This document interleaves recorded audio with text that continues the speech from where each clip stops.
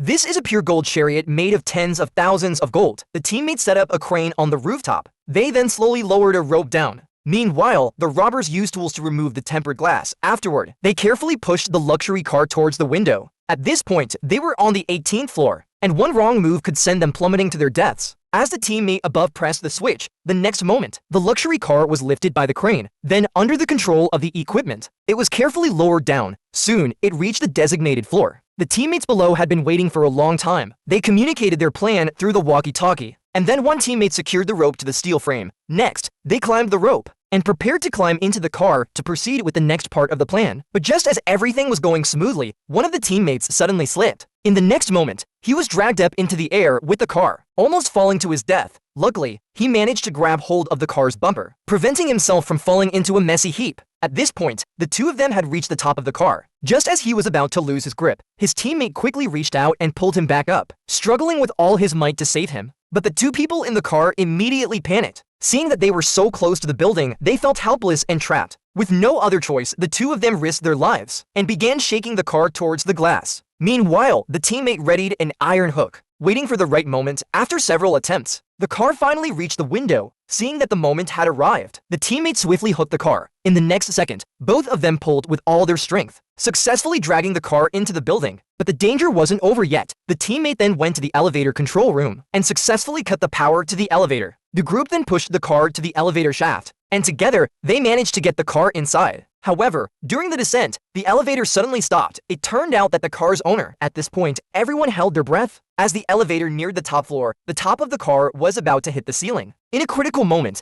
the elevator stopped just in time, avoiding an accident. Soon, the group slowly walked out of the elevator, but when Bill returned to his room, he was shocked to find that his luxury car was missing. It was a car he had spent a fortune customizing, worth at least hundreds of millions. Realizing something was wrong, he immediately called his assistant and ordered the entire area to be locked down. Just as the steel gates were about to close, the group in the truck floored the gas pedal and drove out, the driver crashing through obstacles along the way, even driving into a large performance venue.